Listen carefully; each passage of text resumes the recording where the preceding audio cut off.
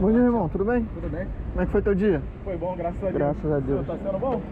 Sendo bom. Isso aí que é importante. Coloca... Beleza, irmão? Show de bola? Show. Coloca R$30 pra mim aí, comum. Cheio de sorrisinho. Passando tudo errado. Quanto é aparecido?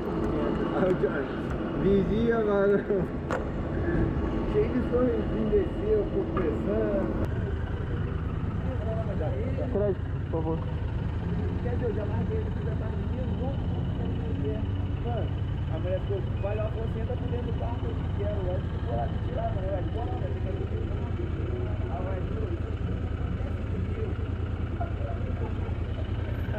eu Pensa não, irmão. Obrigado. Bom trabalho aí.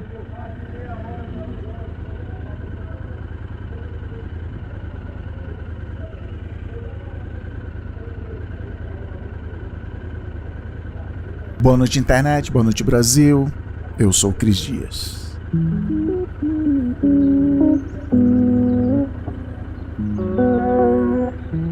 Opinião, você sabe, né? Que nem... Pois é, todo mundo tem. Eu mesmo comecei a blogar lá em novembro de 2000 para fazer isso. Opinar sobre as coisas que eu via por aí. E assim eu fiz a minha carreira como o cara cheio de opinião. E faço até hoje em várias das newsletters que eu mando toda sexta-feira para quem assina o Boa Noite Internet. Chega lá. O problema, sei lá se é problema, daqui a pouco a gente fala disso, é que assim como eu, todo mundo agora usa a internet para dar opinião sobre qualquer coisa. Então, o que acontece com quem é tipo opinador profissional? Foi essa pergunta que eu fiz para o convidado dessa semana, o Chico Barney, que para início de conversa nem se chama Chico Barney de verdade, porque talvez a coisa mais importante para se saber quando você estiver consumindo o conteúdo do Chico por aí, pode ser na coluna dele do UOL sobre TV e cultura, ou nos vídeos que ele faz e principalmente no Twitter, é que nunca dá para saber se o que ele falou é sério ou se ele só estava sendo sarcástico. Quer dizer, nessa entrevista o papo foi bem sério sobre como ele vê o mundo atual da comunicação nessa era em que todo mundo publica opinião. Mas antes de falar tudo isso de opinião, de Scooby-Doo, de sarcasmo, de Twitter, eu comecei o papo como eu faço com tanta gente, perguntando para ele o que está escrito no crachá que ele dá para si mesmo.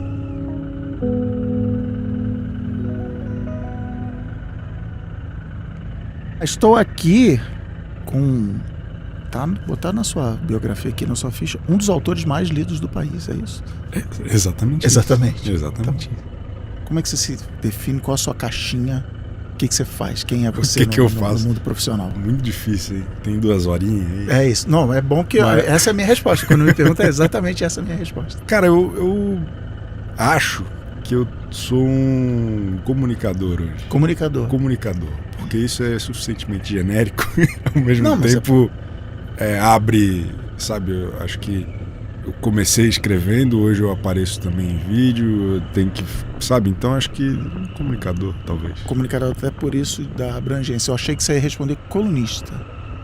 Tá dentro do... É um pedaço, né? Porque se amanhã o UOL encher o saco da minha cara, eu ainda sou outra coisa, né? Tá. E acho que a própria linguagem de coluna, ou do que eu faço dentro do UOL especificamente, tem mudado, assim, também um pouco, sabe? Tem ali a coluna, mas dentro do UOL eu também apresento um programa no YouTube, sabe? É um comentarista que eu sou. Cinematic Barney Universe. Tem o Chico Barney Urgente, que é o meu canal no YouTube. Tem o Twitter, o ex-Twitter. Isso. O dia que for ao ar o nome que vai ser. Qual é a letra que eles estão usando. Mas acho que é uma mistura dessas coisas todas, assim. E acho que o meu exercício, desde que eu comecei a levar mais a sério isso, assim, é ficar entendendo quais são as maneiras de chegar no público. Assim, sabe? O que faz o pescoço virar de alguma maneira. Legal. E hoje o que faz o pescoço virar? Cara, eu acho que a gente tá num momento de overdose de informação e de produção e de opções, no final das contas. Porra, é muito difícil, né? Eu falo que informação virou commodity. Isso. Não tem mais qual é a fonte. Tanto faz se eu tô lendo inclusive tá aí pra... Se eu tô lendo no Choquei, na Folha, ou na Rainha Matos, ou se o meu amigo mandou no Zap, tem o mesmo valor para as Isso aí. pessoas. Então, o que eu entendo como valor do que eu faço é o ponto de vista. Legal? Sim. Qual é o filtro e como que esse filtro pode trazer alguma coisa não necessariamente diferente ou inédita, mas autêntica, sabe? De um olhar que, porra, isso aí leva a outras coisas. Mas eu concordo muito com o que você está falando e eu costumo falar isso até no ponto de vista de veículos, assim, né? Tipo, do UOL a Globo, assim, as pessoas não seguem mais a Globo. O UOL era literalmente a homepage do Brasil, ligava o computador, estava configurado lá para ir para o UOL e as pessoas hoje seguem outras pessoas. Você, jornalista esportivo, jornalista de economia e tal, né? A gente segue as pessoas e a Globo, ela tá tendo que lidar com isso, assim, ao ponto de funcionários pedirem demissão e falar, cara, eu vou ter menos Instagram, eu vou ter muito menos trabalho, recebendo a mesma grana e tal. Mas você acha que o motivo disso é o ponto de vista, que as pessoas estão seguindo o ponto de vista. A gente tem isso no Braincast lá, que a galera fala, legal se chamarem convidados para falar de, sei lá, ESG, mas eu quero ouvir a opinião de vocês, o ponto de vista de vocês sobre ESG. Você acha que por isso que a Globo está em crise, por causa do ponto de vista? Eu não sei se é por isso que a Globo está em crise, acho que é um pouco... A Globo talvez ela... E todas essas grandes plataformas, né, ou emissoras, ou canais, elas estão num processo de mudança e de transformação, talvez justamente para ter esse equilíbrio maior. A gente vê isso, assim. Muita gente considera isso uma precarização da investigação jornalística, porque tem menos repórter e mais colunista. Sim, né? sim. Eu vejo muito essa crítica na Globo, por exemplo. A gente liga na Globo News, é uma conversa de 24 horas por dia, praticamente. Né? Os programas que eu mais gosto de assistir, pelo menos, não são aqueles jornais intermediários que são hard news. Né? São quando lá a Andréa Sadi se senta com o Otávio Guedes, com não sei mais quem, e ficam ali elucubrando a respeito das coisas. E eu acho que passa por esse equilíbrio, assim, mas sabe? Tem a ver essa porque mistura. o hard news já chegou em você pelo Choquei, pelo Zap e pelas coisas. Eu não preciso mais, deixa eu ver o que está acontecendo, vou ligar a Globo News. Então, exatamente. Não, e até sentido. Assim, faz sentido e ao mesmo tempo não faz, porque quando tu para ver a reportagem completa, que é uma coisa que a gente faz cada vez menos, Isso. ela tem muito mais informações e detalhes e questões do que aquele postzinho que a gente viu passando, assim, sabe? E acho que a gente muitas pessoas têm construído opiniões e bases sólidas de vida em cima de impressões, sabe? Uma leitura diagonal da vida, Sim. E eu acho que isso é um problemão também. As pessoas cobram opiniões, né? Um dos motivos de eu ter me afastado do Twitter antes de ser modinha, sair do Twitter antes de ser modinha. Volta, tá legal pra caramba. O último baile da Ilha Fiscal e tal. Não, mas eu tive dificuldade, sabe? Eu ameacei sair do Twitter já há anos, assim, não dá. Aí dá uma semana, não, tem que voltar, porque não sei o que. Aí o Elon Musk me ajudou nisso, não. Com o Elon Musk lá, não dá e tal. Ele tá tentando expulsar todo mundo de lá e vocês se agarram. Não! Dá o bracinho assim. Mas é isso, essa necessidade de opinião. Eu já ouvi você falando isso, de que em algum momento, não foi desde o início, você entendeu que você tinha que escolher assuntos para falar. Você não ser o twitteiro padrão que fala da Copa do Mundo, a taxa de juros, é a piada. Agora eu não sou mais especialista em guerra na Ucrânia. Agora o que aconteceu? Por que você teve que passar para chegar nessa conclusão? Cara, eu acho que teve um momento meio cruzado, assim, ou paralelo que se cruzou. Acho que de uma profissionalização da minha vida, de virar mais esse comunicador, que antes eu fazia várias outras coisas, trabalhava em agência, tive agência, fiz um monte de coisa. E aí tive a oportunidade de viver só de ser o Chico Barney 24 horas por dia, uma tragédia.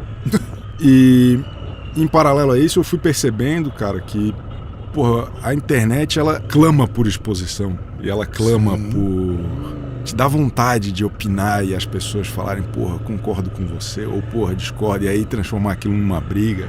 E aí Tem alguma coisa no Twitter, na interface, que é isso. Eu preciso, cara, o mundo aguarda a minha opinião. Exatamente. Durante muitos anos, assim, eu usei o Twitter como uma caixa de comentários da vida, assim, sabe? Era o que aconteceu comigo, o que eu vi, e daí tanto faz se eu tava vendo novela, jornal, plantão, tragédia, o que fosse, eu tinha lá uma opinião. E aí eu fui percebendo que isso estava se tornando um pouco doentio, assim, porque acaba tendo todo um desgaste. Acho que despender uma energia mesmo em torno de coisas que, cara, não me dizem respeito. Legal. O que me diz respeito na minha presença online tem a ver hoje com o meu trabalho, né? E o meu trabalho está muito misturado com as coisas que eu gosto e que eu consumo. Então, só isso já é uma bagunça muito grande.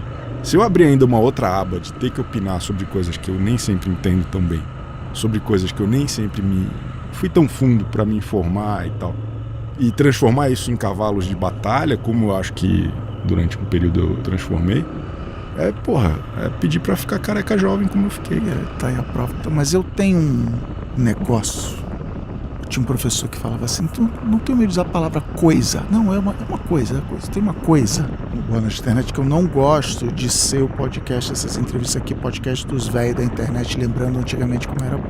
Mas você tá descrevendo isso aí. Porém, você tá descrevendo isso aí, a palavra que me vem à cabeça é maturidade.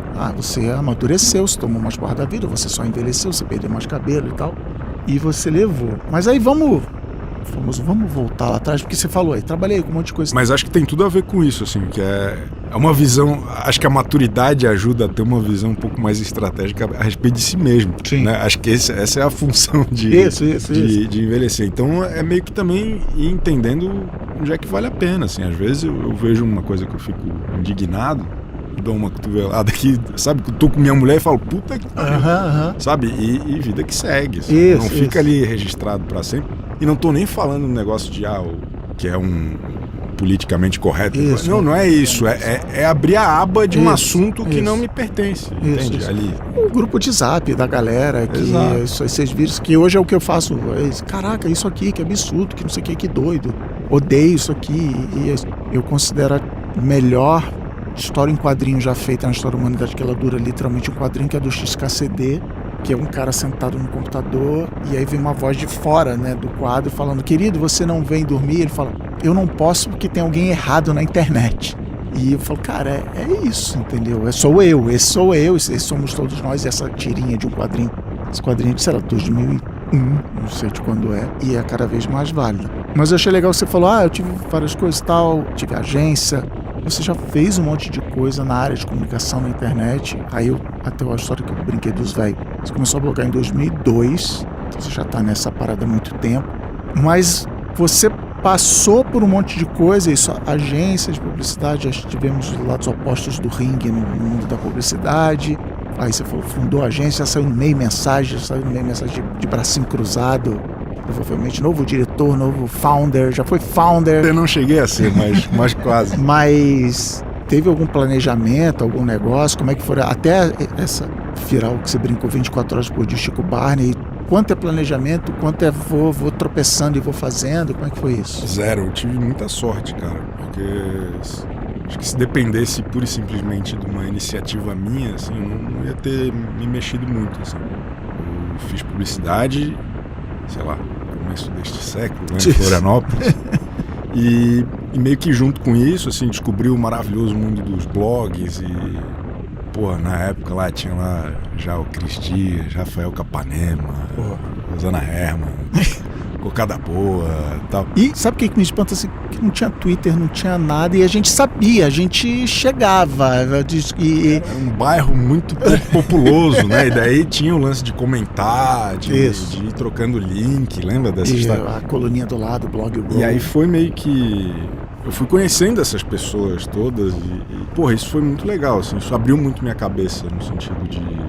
Até de criativamente, assim, de quais referências buscar e entendendo que existia um outro mundo além daquele que eu conhecia, que eu sempre gostei muito de ler, mas tive esse ímpeto, assim, de, vou começar a escrever também, 2002. E aí foi por conta de blog que eu vim para São Paulo trabalhar na agência. Como todos nós. Na agência, isso foi em 2008. Na Spali, que era, né, o Wagner do Cocada Boa era um dos sócios, me chamou, a gente, enfim, teve uma história lá de bastante tempo, que depois o Wagner saiu, fundou a 301, eles me chamaram para ser sócio também, ficamos lá. Então, só nessa jornada aí, com essa mesma galera, eu fiquei, sei lá, 9, 10 anos, sabe? Produzindo basicamente conteúdo para marcas na internet. Pelo menos você estudou publicidade, era isso, era por aí que você queria ir. Era total, e eu achava que era meio que o caminho, assim, eu achava legal. Sempre gostei muito, assim, muita gente, quando sai da publicidade, né, fica com uma certa mágoa, sabe? Pô, eu aprendi muito, foi muito legal.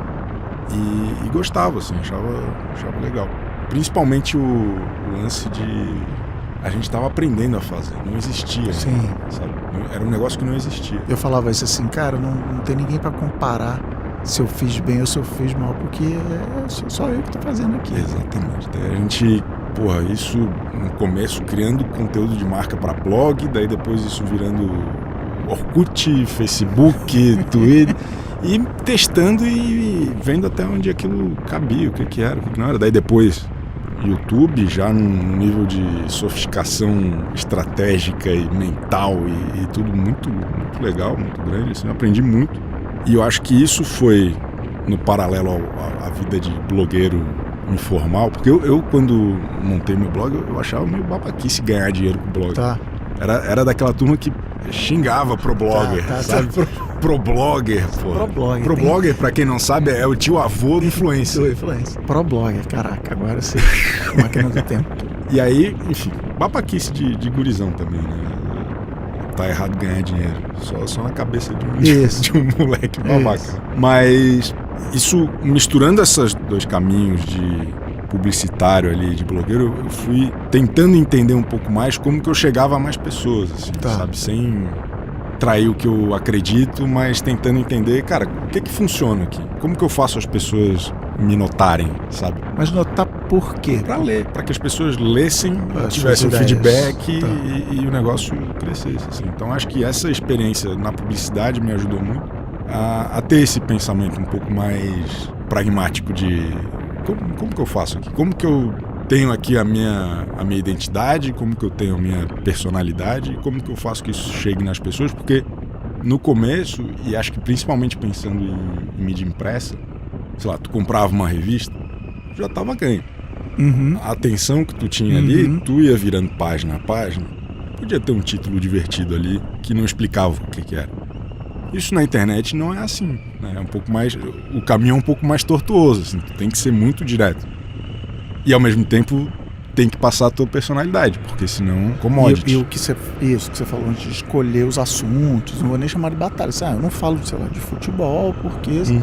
E aí você tem um pensamento estratégico do tipo isso, sei lá, o mercado de futebol, eu gosto de futebol, mas futebol tá muito concorrido, então eu vou pegar um assunto, até isso que você falou dessa tua experiência de agência, você chega a fazer esse pensamento estratégico, ou como é que foi isso? Não, eu acabo que, por exemplo, futebol especificamente, eu não gosto, não assisto, e aí eu vou muito atrás, cara, das coisas onde eu me sinto confortável. Tá, né? Primeiro o confortável. Eu não fico caçando muito assunto, assim, então eu gosto eu gosto de televisão, gosto de coisas esquisitas da internet, gosto de cinema, de série, tá bom, esse é o universo que eu trafego, e gosto de gente esquisita, então é com essas pessoas que eu quero falar também. Então, mas você, usando essas palavras de televisão, não sei o que lá, você me lembra o motivo que lá na festa que a gente se encontrou, eu falei, eu vou chamar o Chico, porque, por favor, não entenda mal a palavra que eu vou usar, que ela é totalmente positiva, você é o cara mais patriota que eu conheço.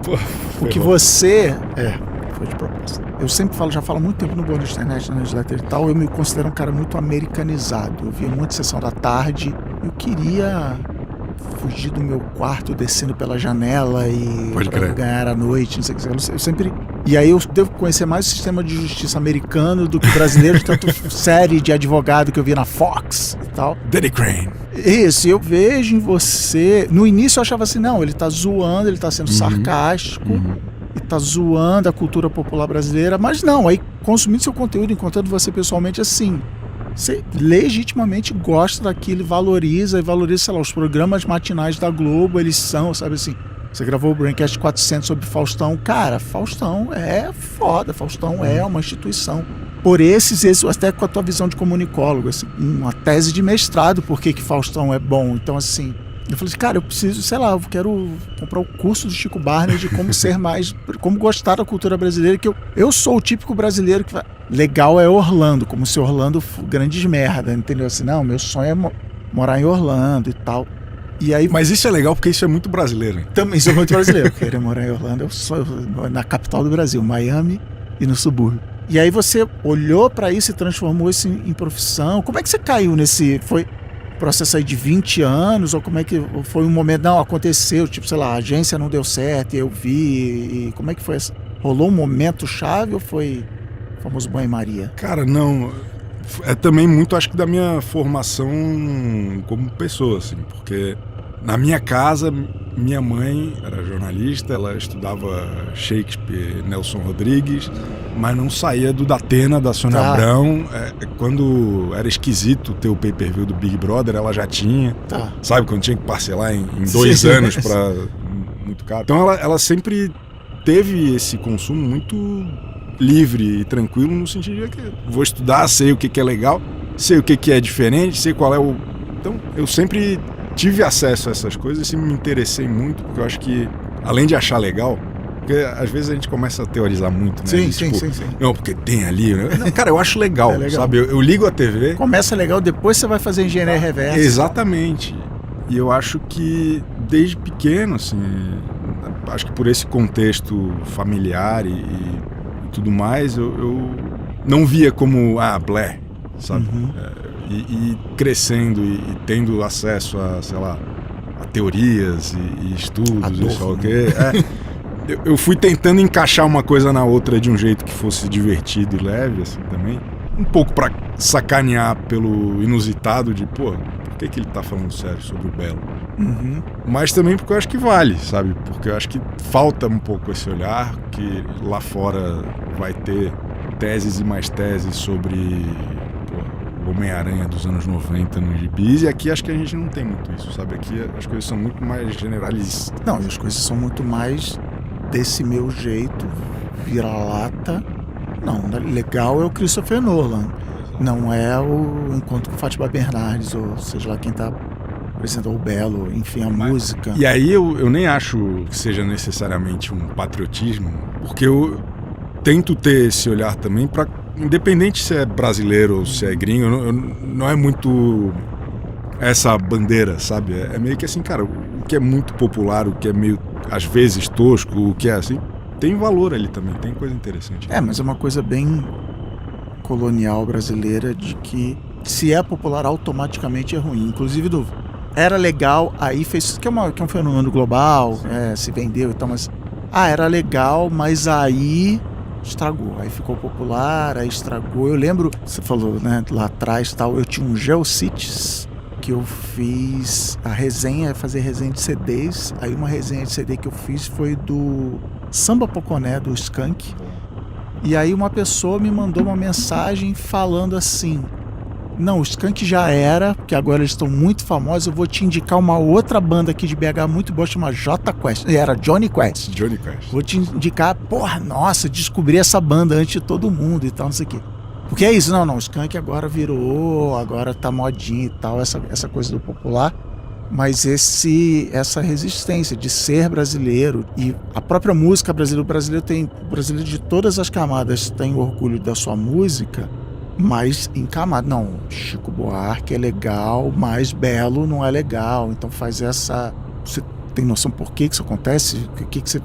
Nas suas andanças por aí, tem cura isso? Como é que... Cara, acho que não tem cura, acho que em qualquer... É porque é interessante isso, assim, porque é uma questão muito mais de círculos sociais do que camadas de cima para baixo, sabe? Porque cantores muito populares, eles fazem sucesso com pessoas de todas as esferas de grana, de posicionamento e tal.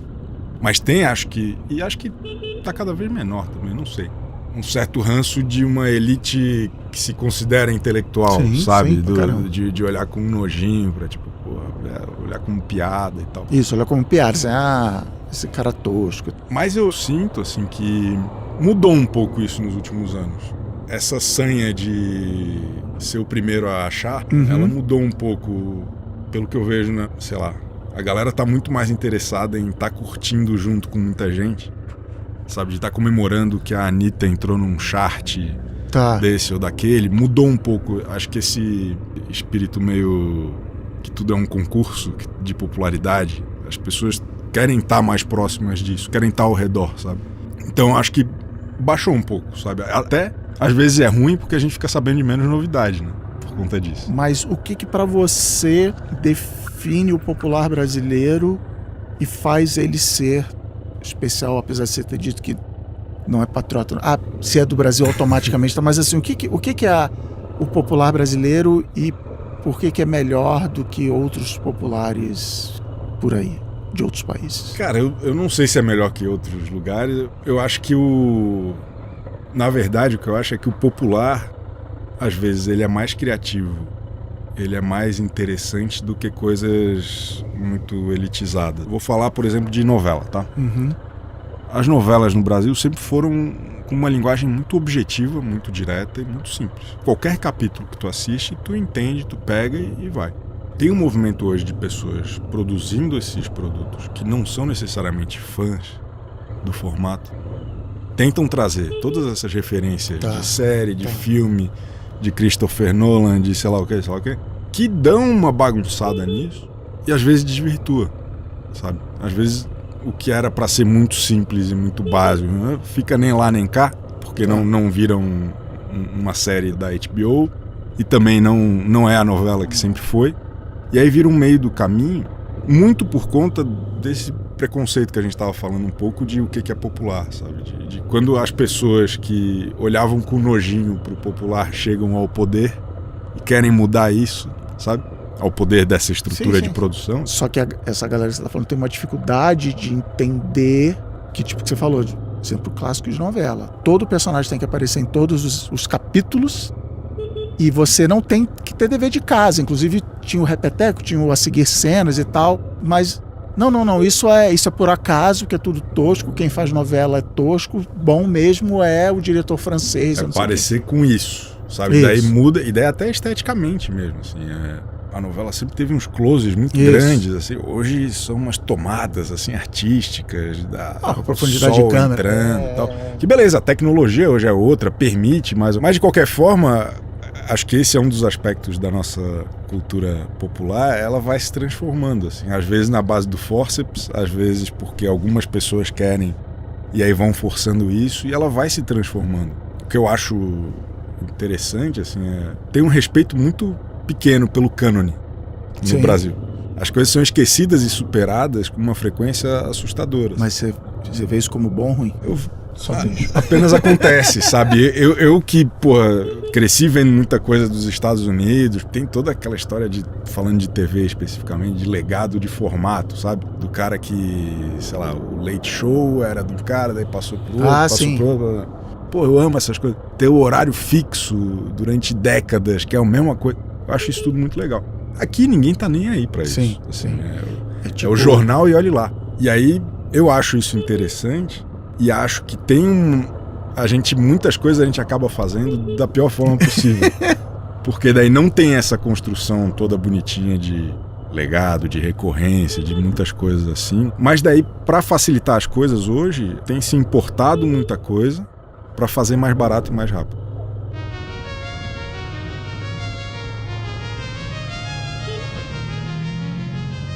O circuito PM3 continua, você está acompanhando? São 6 semanas de imersão totalmente grátis para dar o combustível que você precisa para acelerar sua carreira e se diferenciar no mercado, não importa a sua área de atuação. Porque a PM3 é uma escola referência em negócios e produtos digitais, é do grupo da Alura, tá achando o quê? O que dá no maior ecossistema de ensino em tecnologia do Brasil. No circuito você vai desenvolver musculatura, vai aprender sobre marketing, negócios e tecnologia de graça. Já falei que é de graça, mas é de graça. Aí você vai ter as habilidades que precisa para se destacar no mercado digital, deixar aquele LinkedIn bonito, inclusive com certificado que você ganha no fim do circuito. E aí aprende com quem é referência no mercado, gente de empresas como Pipefy, Accenture, RD Station, Nubank e, é claro, da PM3, Alura e da FIAP. E as vantagens não param, porque enquanto o circuito está rolando, você ganha R$500 de desconto em qualquer curso da PM3, mas não ligue agora, usando o meu cupom BOANOITE10, tudo junto, BOANOITE10. você ganha mais 10% de desconto em cima acumulativo. Então não faz corpo mole, vem pro circuito, vai em boanoiteinternet.com.br/circuito para acelerar a sua carreira.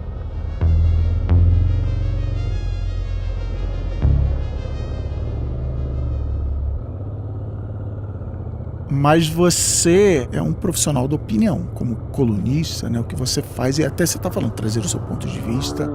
Opinião é um outro jeito de falar de ponto de vista. Como que você se achou e se acha profissional da opinião no mundo onde todo mundo se acha no dever, não é nem direito, que é incentivado pelas plataformas tecnológicas a dar a sua opinião? Como é que você... O que está todo mundo dando de graça, vamos colocar de outro jeito. Está todo mundo dando opinião de graça e você transformou esse em emprego. Boa, tá vendendo, tá estocando ar, né? É isso. Cara, isso eu acho interessante. Eu acho que a parte mais legal disso é que tá todo mundo dando opinião. Eu sou fascinado por feedback. Tá. Assim, eu amo ler o que as pessoas estão achando, se gostaram, se estão me xingando, se... assim...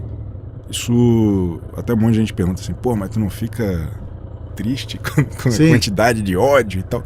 Cara, eu me divirto, assim, eu acho muito legal, porque eu sei que pra maior parte das pessoas opinar, ali dar a sua visão sobre uma coisa, é como se estivesse na sala de casa, falando pra mãe, falando pro amigo, né? E às vezes aquilo sai sem filtro e sem estrutura e de um jeito que vai magoar alguém, ou que às vezes tem uma sacada boa ali e tal. Tento fazer isso de um jeito estruturado, com um caminho a seguir ali, assim. Então, mas muitas vezes vem respostas e vem opiniões e vem tudo que eu acho genial, assim. Eu, no canal do YouTube que eu tenho, que é o Chico Barney Urgente, o CBU, a minha ideia foi a seguinte, cara, porra, eu sou autodeclarado o maior comentarista de reality show do Brasil. Não, e é mesmo, até aí, essa aí eu não vou... Autodeclarado, tanto faz. Mas aí, o que qualquer idiota pode ser. Sim. Qualquer idiota vai ter uma opinião sobre isso. E aí, nesse canal no YouTube, eu dou um link para quem quiser entrar e conversar comigo sobre o BBB, sobre a Fazenda, sobre as notícias do dia e tal. E, cara, a quantidade de pessoas legais que eu conheci nesse processo, de opiniões, de pontos de vista interessantes e tal, cara, é muito legal, assim, é muito divertido. Acho que tem um desafio também de não se levar muito a sério. O que eu escrevo não é necessariamente sério. Vai ter ali um subtexto, alguma coisa assim, uma análise de muita coisa e tal, mas eu não me levo a sério. E acho que abrir isso para as pessoas, sabe, colocarem também seus pontos de vista,